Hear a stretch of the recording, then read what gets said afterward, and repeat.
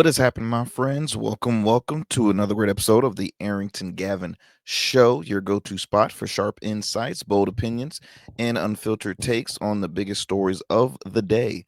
Whether it's politics, sports, pop culture, or the latest buzz, look, we're diving deep and keeping it real as always. So kick back, stay informed, and get ready to join the conversation. Let me tell you something. On today's show, we are going to talk a lot in regards to sports, politics, as well as pop culture.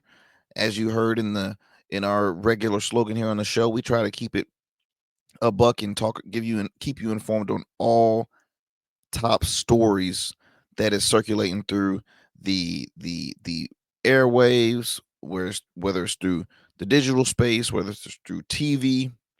We're going to talk about it. We're going to talk about it. And on today's show, we got a few stories I think is going to be quite interesting. So I'm kind of going to finish up talking about the NFL and their stance on DEI.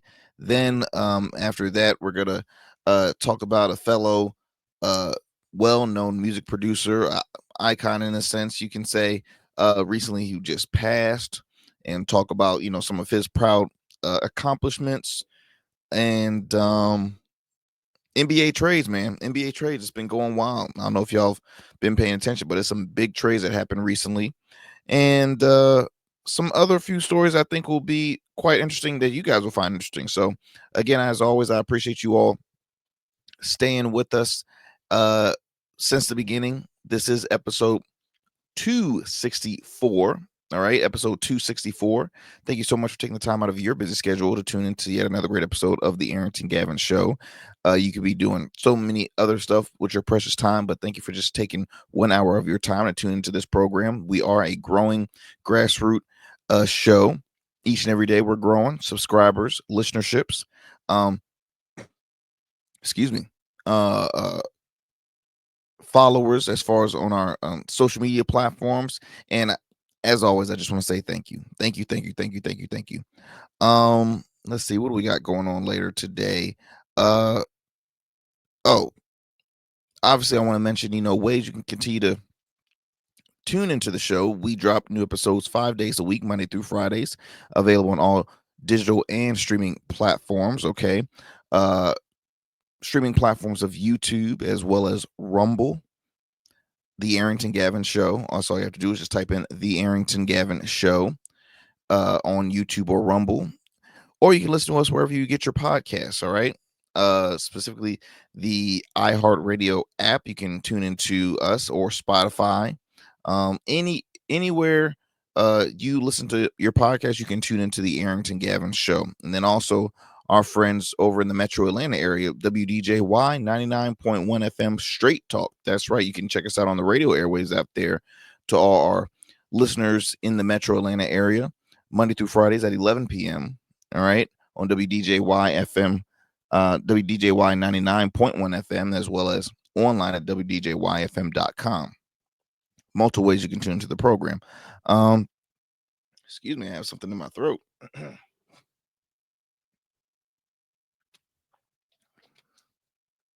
It's like some bug going around my family, so I'm trying to. So far, I'm good.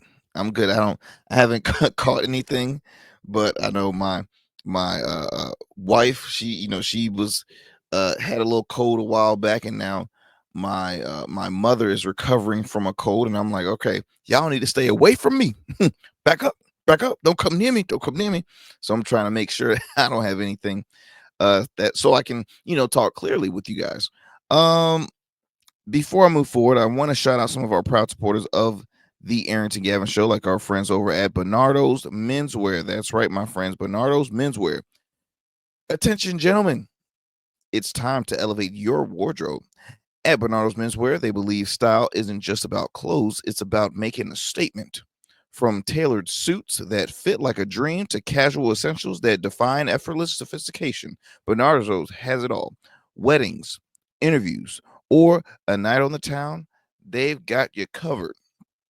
Do me a favor, visit Bernardo's Menswear today because first impressions matter. Style yours with us. That's right, I tell you. Bernardo's Menswear, sharp, timeless. You can find them at their store location located in Norfolk, Virginia. If you happen to be in the Hampton Roads, Virginia area, go ahead and stop by their store located on the first floor in the MacArthur Mall. That's right, Bernardo's Menswear. Or you can check them out online at bernardosmenswear.com. And look, fam, I am a huge advocate when it comes to wearing just amazing threads, because at the end of the day, you are a part of your brand. I myself, as a business owner, as a media personality, I am my brand. So when it comes to networking events or just any events in general, I always try to make sure that I am sporting something, some good threads, looking sharp, because when you feel good, well, when you look good, you feel good. You know what I mean? And then after that, the rest is history, because you have so much confidence. People sometimes just approach you, or it makes you very easy to be approached by someone when you are dressed to impress. You know what I mean? Because for me, I feel like if I'm dressing like a bum, I don't want to talk to nobody. Okay, when I'm specifically dressed as a bum, that means I don't want to discuss. I don't want to talk to nobody. I'm in and out. Bye, deuces. It's one of my, because I have my bum days, but most of the time I try to dress nice, even on my bum days. I try to wear some nice sweats. I try to wear some nice business casual clothes. So I highly recommend check out Bernardo's Menswear. We love to support our black-owned businesses here. So again, be sure to shout out Bernardo's Menswear, and yeah, I just want to thank you for being a proud supporter of the Arrington Gavin Show. So if you go ahead and visit his store, let him know that Arrington sent you. All right, my friends, we're going to take a quick commercial break. Don't go anywhere. We'll be back with more here on the Arrington Gavin Show. Become a man of distinction with Rugged Evolution Beard Care. Order our scented beard oils and beard balms to help you maintain and grow the perfect beard. Order today. Try our men's care products like the full body exfoliating cleansing bars, body wash, smooth stash, and more. Log on to our website or download our app to place your orders. Rugged Evolution Beard Care. We're your luxury but affordable men's care line. And remember, rugged is the new smooth.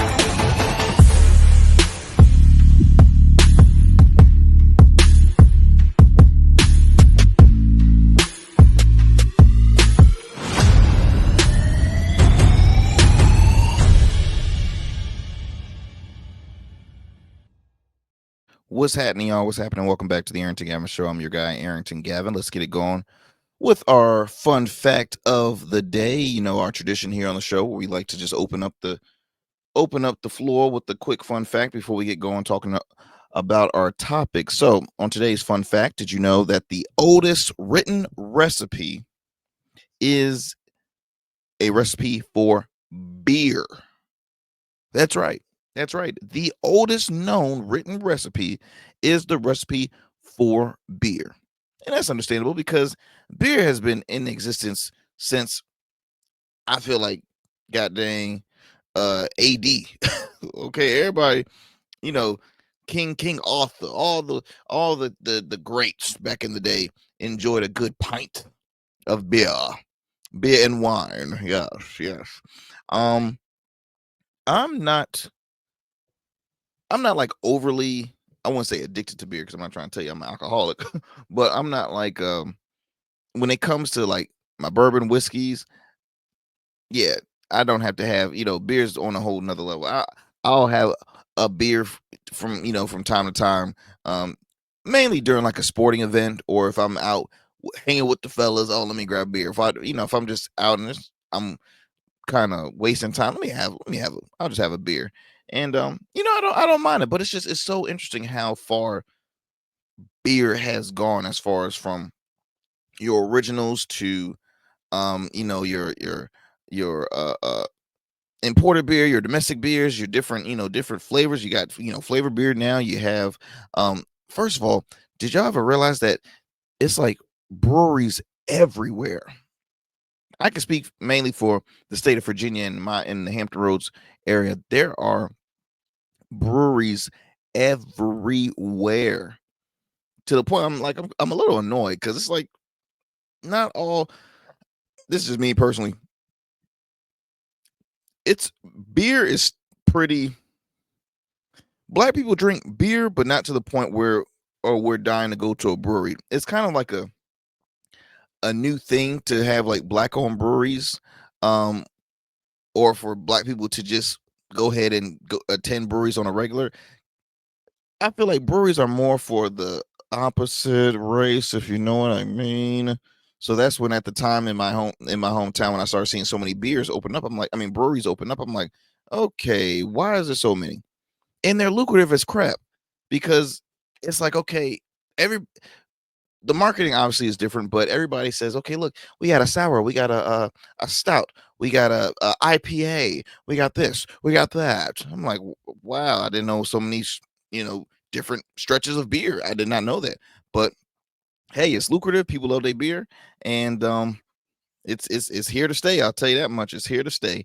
Let's go ahead and move it on to our first story, my friend. So on the last episode, I was talking about the NFL and their stance on DEI. Okay. I was talking about their stance on DEI. Let me see if I can pull up this image for you guys before I get going. Um I mentioned before that Commissioner Roger Goodell had mentioned that, the NFL is not going to be making any changes towards their uh diversity opportunities in their league because they're saying, hey, look, it's not going to interfere with the new or conflict with the new protocol made by the president with the whole ending of DEI, diversity, equity, and inclusion. And we're just going to continue to do what we have to do. And that's that, right? So, and let me see if I can actually give you verbatim what he had said. He said, he doesn't believe the NFL policies to promote diversity are in conflict, obviously, with the new administration efforts to ban diversity, equity, inclusion. He says the NFL has rules in place that require teams to interview diversity candidates for key coaching and front office positions. That is the Rooney Rule that has been in place for more than 2 decades now. I quote, it says here, our policies has designed to be well within the law, well within the practice. There are no quotas in our system. This is about opening the funnel and bringing the best talent into the NFL, which he's absolutely right about. It's all about equal opportunity. And the fact of the matter is, a lot of the players and coaches, not front office execs and coaches, are people of color. Why? For one, the NFL would not be the NFL if it wasn't for, I'm sorry, black people. It's majority uh African American dominant. Now, I mean, that's not saying uh uh other folks and other ethnicities do not need the same exact opportunity. I'm not saying that, but all I'm saying is the fact that you have to look at you have to look at opportunity. If you don't provide opportunities for people of color, then that tells you, okay, all you want them to do is play, risk their bodies, and that's it. That's it. No coaching opportunities, no front office opportunities. It's kind of it's unfair. Like, what message are you sending out here? So I truly want to I'll congratulate and kudos to Roger Goodell because he's always been that person to be fair. All right, he's always been that fair man that will do things to make sure that the are players, execs. He's always wanted to be in charge of an organization that is all about equal opportunity and making sure everything is fair. And so I commend him for doing that. Now, here's the shakeup. Here's an interesting thing. Um, before I move on to that to this new story, I do want to read one more quote from Roger Goodell. He says here, "We think we're better when we get different perspective, people with different backgrounds, whether they're women or men or people of color. We make ourselves stronger and we make ourselves better when we have that." Um, totally agree. I don't know if y'all realize there's female referees. You have female coaches in the NFL, female executives in the NFL. I think it's just, again, it's pretty dope because when you're talking about equal opportunity for, you know, just diversity, it's not just about color. It's about, opportunities for men and women in the NFL.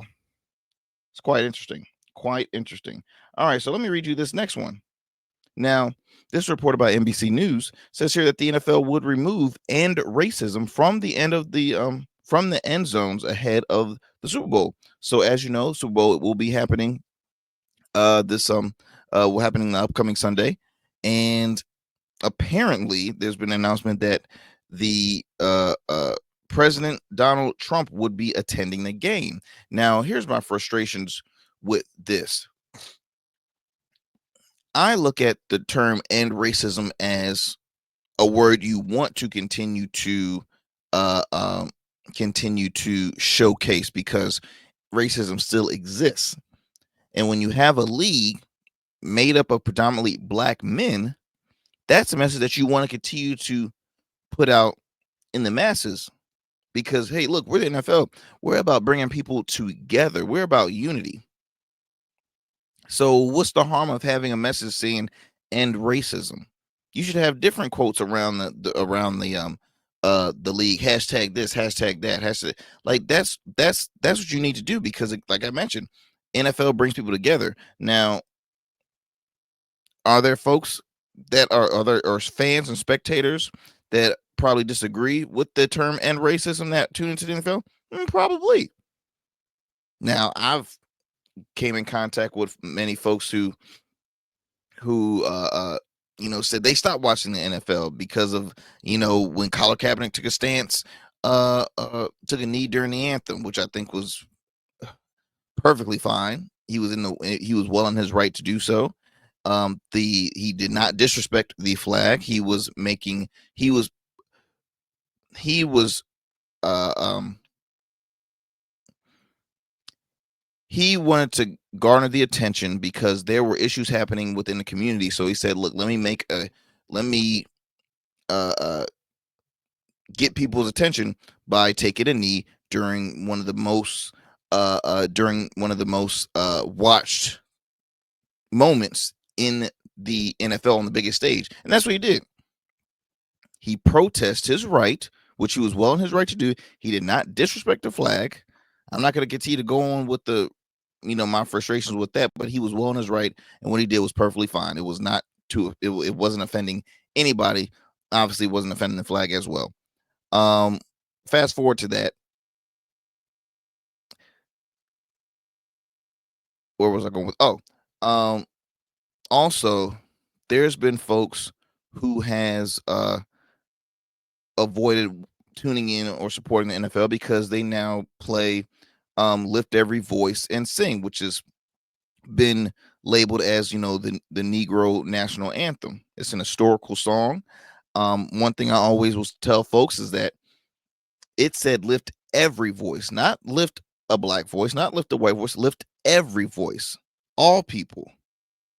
It just happened to be a anthem that people of color, that black people sung during slavery.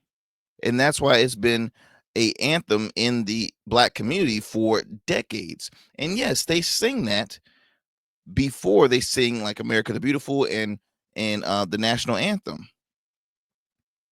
And I mean, look, this is black people that have an issue with them even singing that song. I mean, it's just people are not gung ho when it comes to change.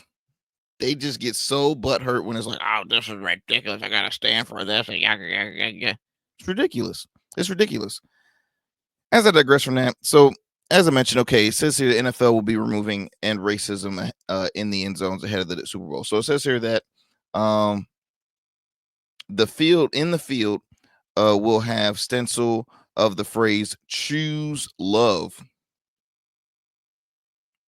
So they're gonna take out racism and say "choose love." Huh? Okay, it's corny.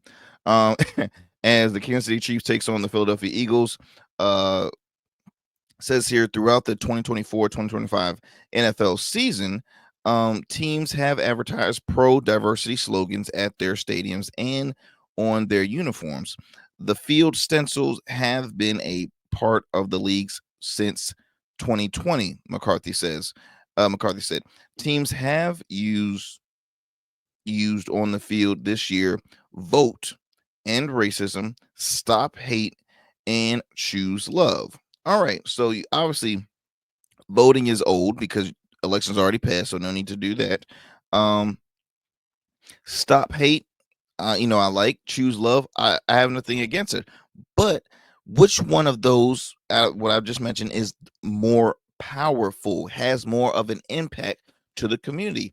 And racism. And here's the thing. Here's the thing. It's such a coincidence the fact that, okay, you have the president attending. Apparently, he's attending this game. A very controversial president, by the way, who has been labeled at some at points as a racist, white supremacist. Not my words, but others. He's been caught up in some of some uh controversial moments. Now, I will say, I would agree. He's been in the midst of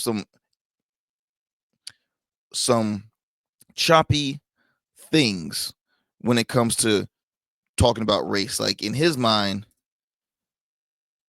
it's almost like race doesn't exist. Racism, excuse me, doesn't exist. If you bring up the word race, they're like, "Oh, why do you have to?" And everybody gets all crazy. Look, majority of his supporters, majority of people that he pardoned from January 6th, um, some of his, as I mentioned, his supporters, he's been caught up being extremely offensive. All right, so there's multiple things where I'm like, okay, are you doing this to try and save your own tail, in a sense? NFL, like, I'm not. I don't like that. Uh, says here that Sunday's game will be the first Super Bowl since February 2021, at which end racism will not be in the end zone. Okay, so this has been a regular thing. So it's like, once again, why avoid it all of a sudden now? This is the biggest stage ever. It's going to be the most watched game. All eyes is going to be on this game. Why not have a beautiful, you know, phrase with that can really impact and, be put out to the masses? Why? The question is why.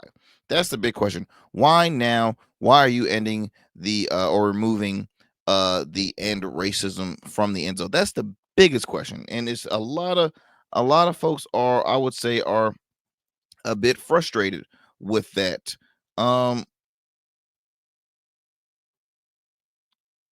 just to name some folks who have shared their frustration: Keith Oberman. Now, Keith is a very known, controversial, left-leaning individual. I think he was a former MSNBC as well as ESPN host. And this is what he had to say. He said that, let me see here. Let me see here. Uh, okay. And he posted this on X. He said, "Guess what, NFL? If you're against stop racism, that means you're for hold on. If you're against stop racism, that means you're for racism. F you and every one of your advertisers." Ooh, that was a bit harsh. That was a bit harsh. Um,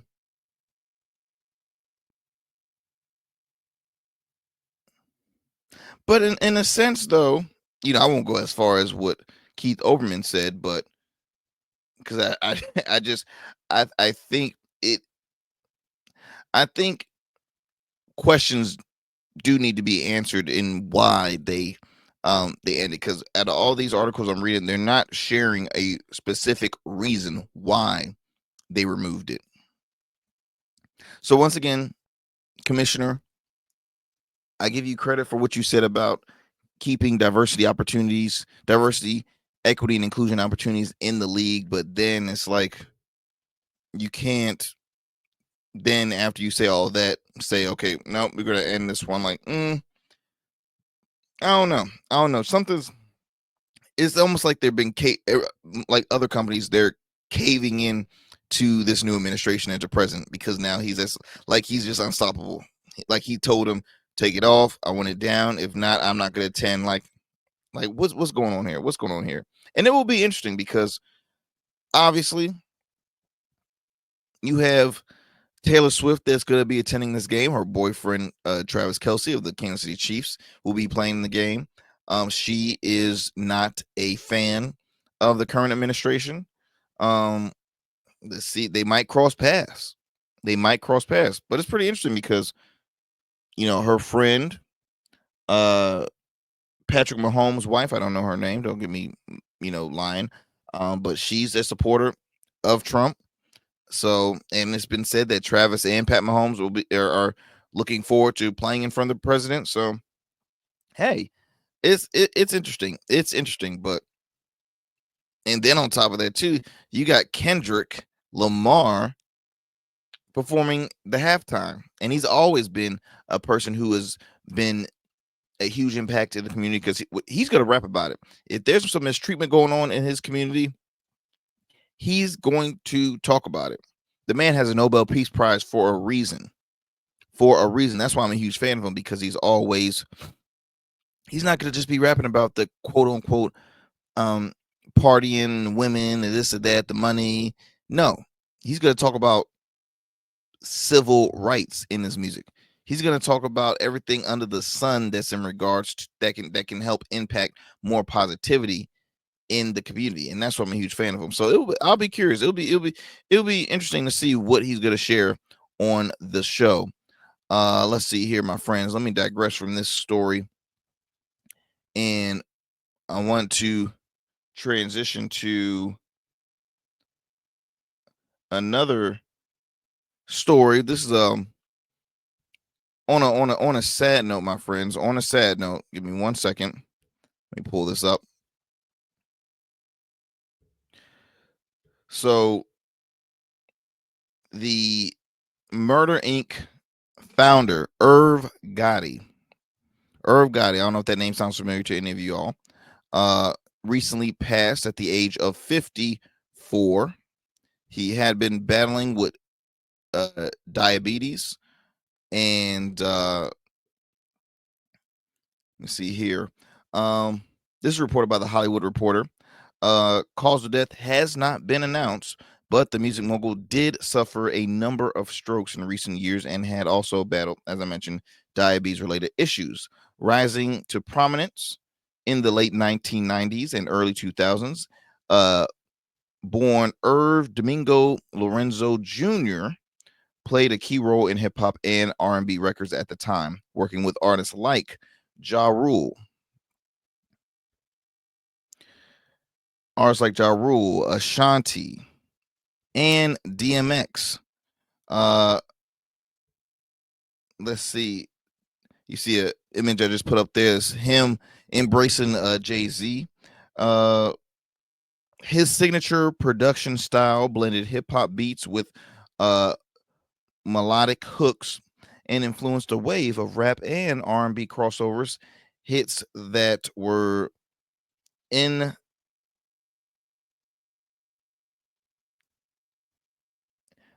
inescapable from 2000 to 2004. 2001 to 2004. Among them, several multi-platinum smashes with Ja Rule and Jennifer Lopez, including "I'm Real" and "Ain't It Funny." With Ashanti, Ja Rule landed another hit with "Always on Time," and she, as a solo artist, charted with "Foolish," "Rain on Me," and "Mesmerize."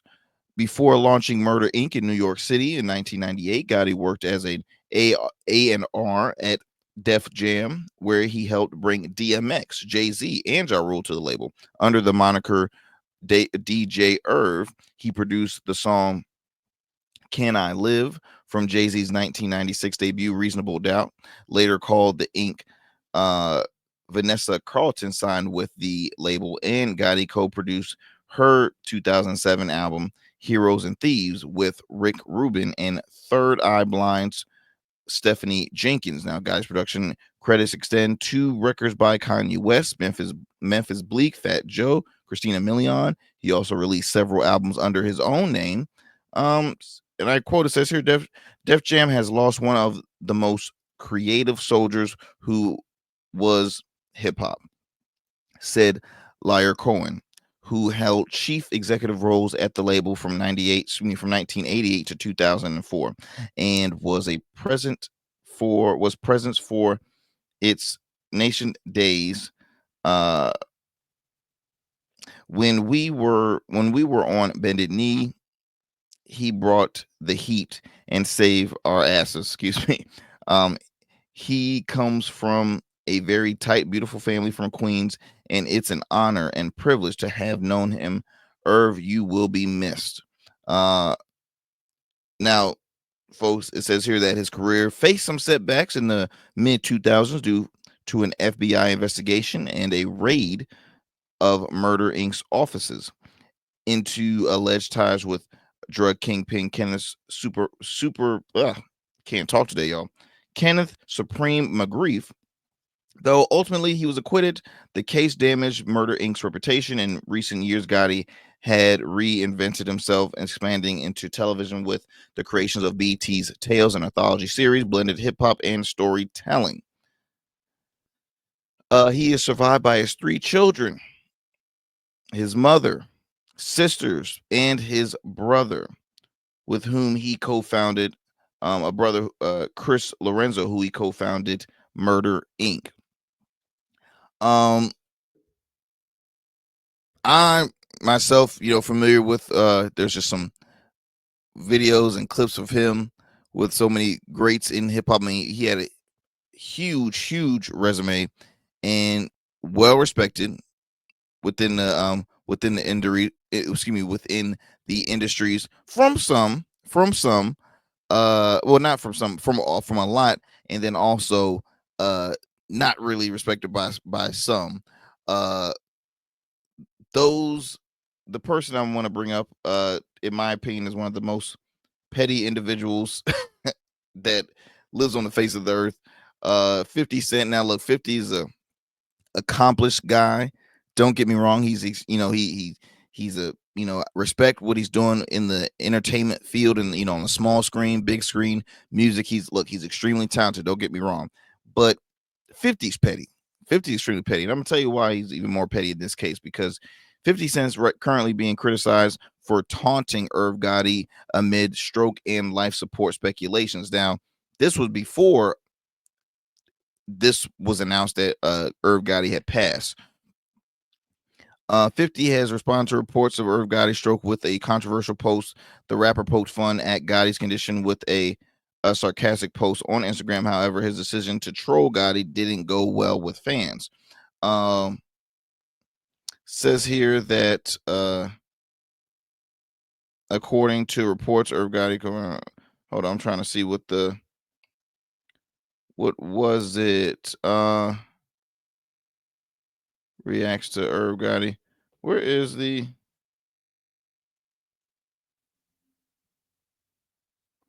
Okay.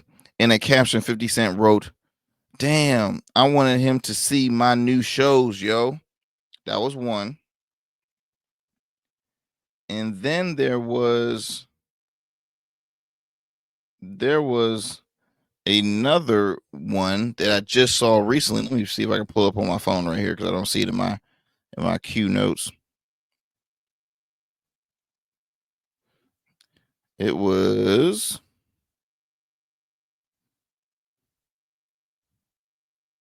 okay.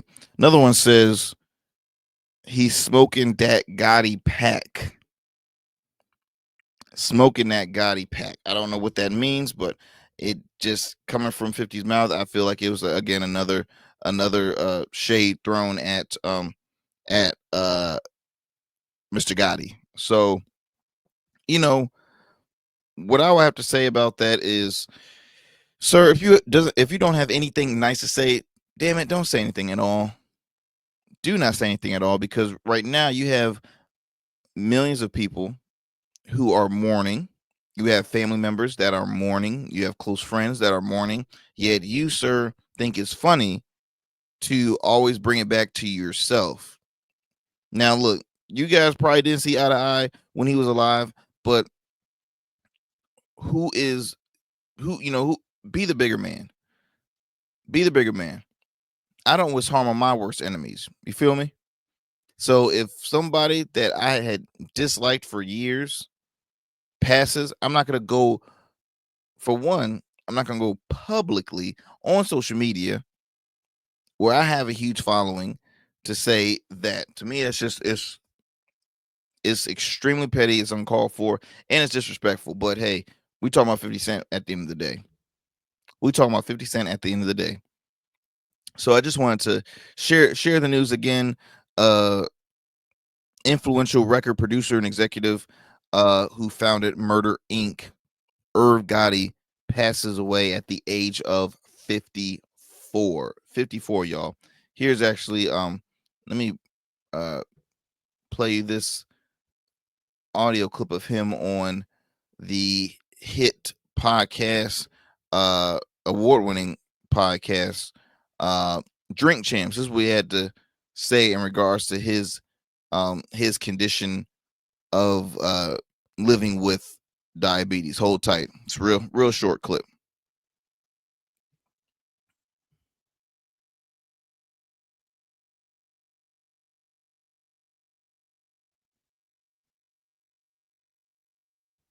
Does is it starts deteriorating your body.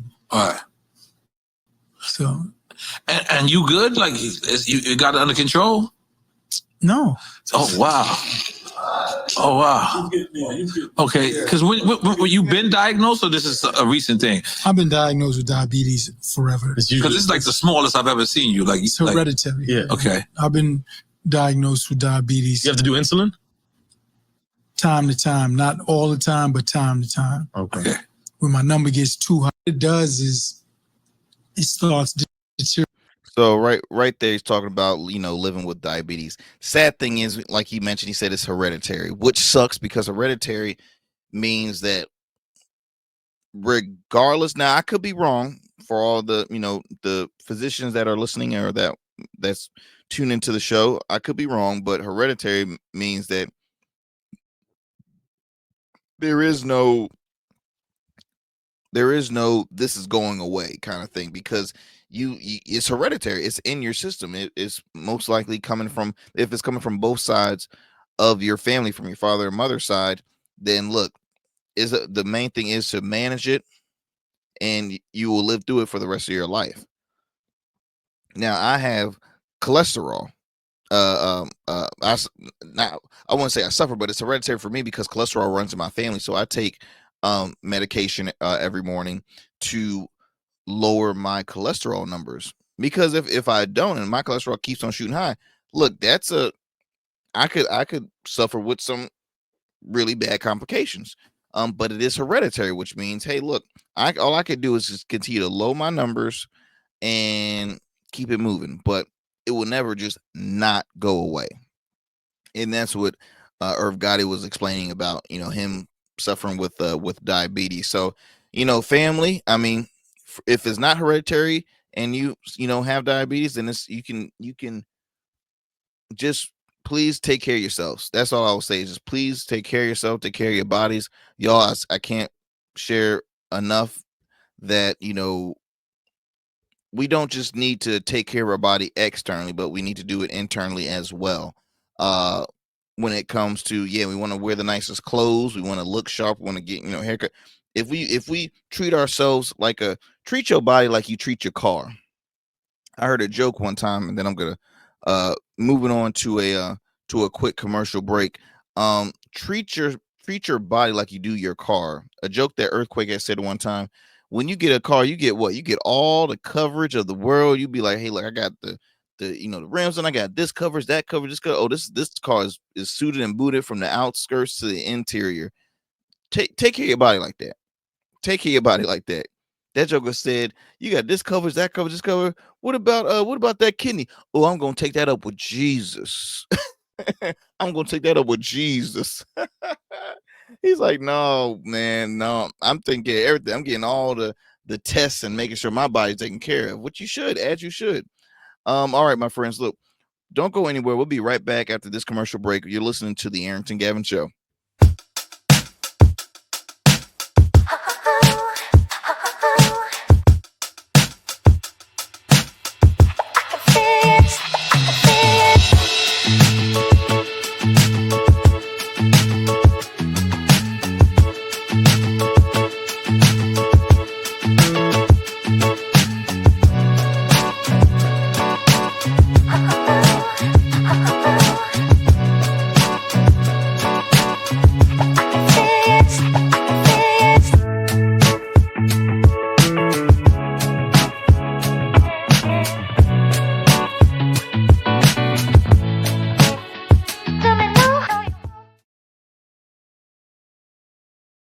Welcome back, my friends. Welcome back to the Arrington Gavin Show. I'm your guy, Arrington Gavin. Let's go take it back to sports. Big NBA trades. I don't know if y'all have heard. Huge NBA trades that has been happening this week. A shocker. I think the first shocker that I mentioned earlier, not early during the show, but I think in the past couple of shows, was the swap between the Lakers and the Dallas Mavericks. You got Luka Doncic, Luka Doncic. I don't know. It's hard to pronounce. Luka Doncic. Luka, damn it, Luka got traded to the Los Angeles Lakers. He is now joining forces with LeBron James, and in a swap between him as well as and then Anthony Davis brought to the Dallas Mavericks. So now you got Kyrie Irving,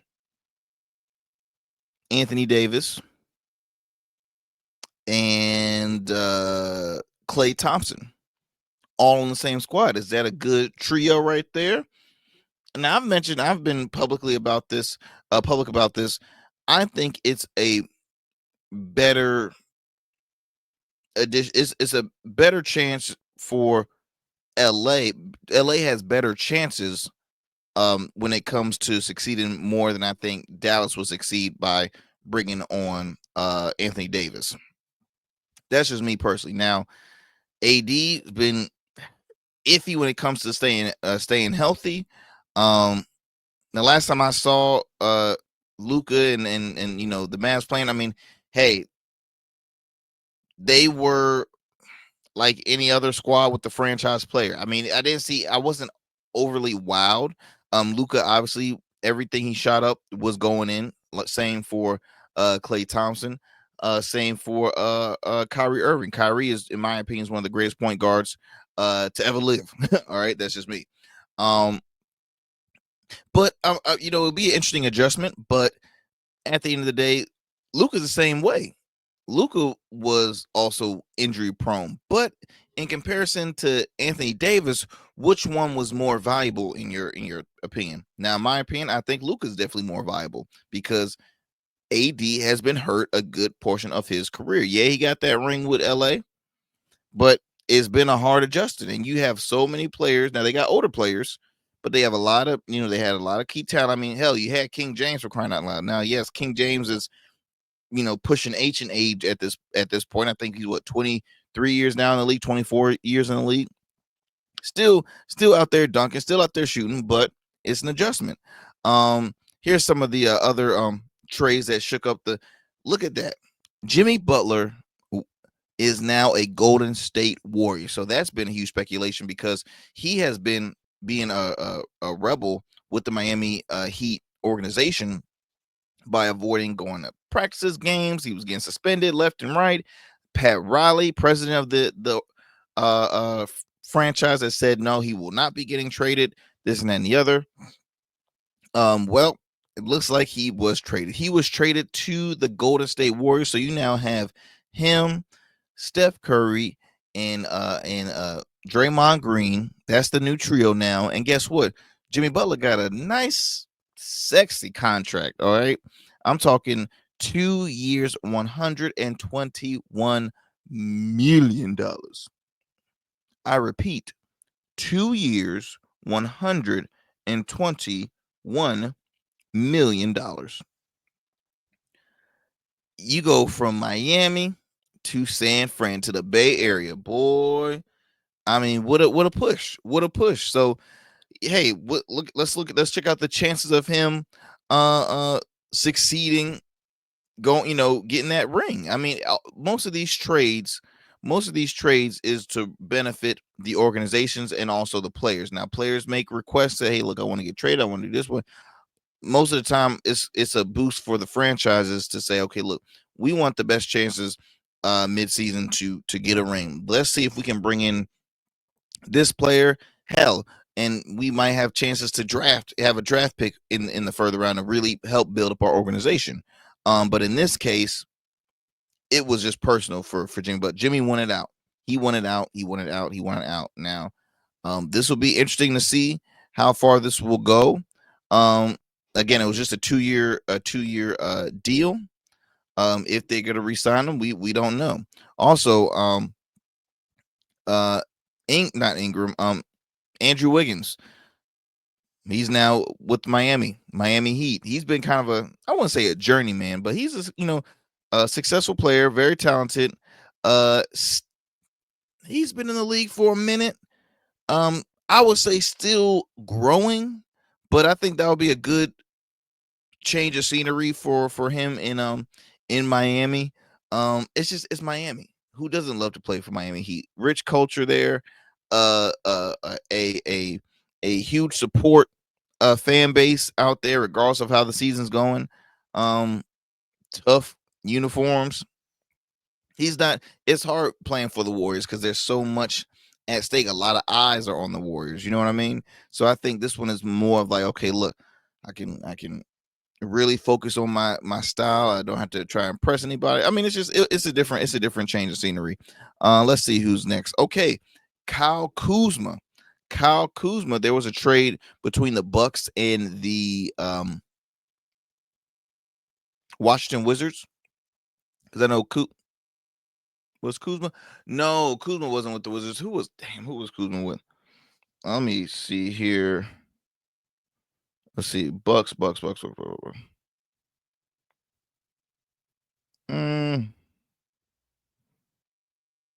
was? Well, I can't see who Kuzma was. Okay, there was trades between the Kings and the Wizards. That was one. And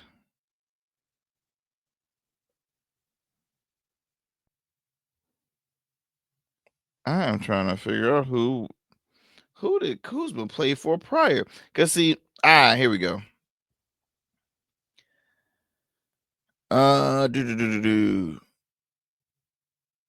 Milwaukee Bucks do a 3 all-star trade from Chris Middleton to the Washington Wizards for Kyle. Oh, okay. So Kyle Kuzma was with the Wizards. I did not know. Wow, and I was at a game like this past season. I did not. I'm thinking of another guy, Jordan Poole. That's why I was getting mixed up. So Kyle Kuzma was originally with Washington. So now he's with Milwaukee. Great squad. You got Giannis Antetokounmpo as well as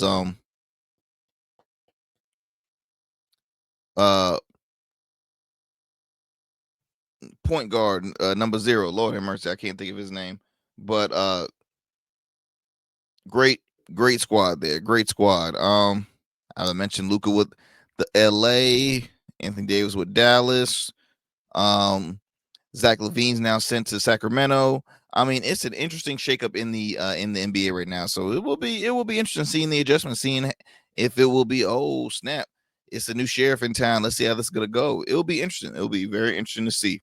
So let's see. I got about less than 10 minutes, y'all. Let me see how much time I have. Which one do I want to talk about? Which one do I want to talk about? Let me actually not play. Let me go ahead and bring up this story right here. So I don't know if y'all remember a gentleman by the name of Daniel Penny. Daniel Penny was the guy that was charged for killing a man on a subway. I'll say it was maybe like a few years back, maybe 2 years back. He was a Marine veteran. He in December, he was 26-year-old Long Island native, was found not guilty of criminal negligent homicide in the death of Jordan Neely in a New York City subway car. So to kind of backtrack quickly, Jordan Neely was a homeless man that was apparently getting irate on a subway. Now, the reason why I say, well, apparently, because for one, I wasn't there, but they were saying that he was getting irate. Now, apparently, he was threatening two other pedestrians on the subway. All right. He was threatening to other pedestrians on the subway. So then you have one man looked as a hero to say, no, let me detain this guy, puts him in a headlock, chokes him out, kills him. Now, here's why, and I spoke about it too. Detain him, put him down, but you don't have to kill, even if he's fighting it. Look, I'm just trying to figure out why isn't that by the time he's got him in the headlock, why nobody is trying to just help him. They just put all the weight down until police comes. But he's just hold him down tight and doesn't release. And the sad thing is, a life was lost. An unarmed individual was killed by a non-law enforcement officer. Yeah, he has served. Had past tense. He wasn't currently, and I know, and I'm not trying to disrespect anybody that served the military, because once a Marine, always a Marine. But he was put in he was an everyday person just like you and me.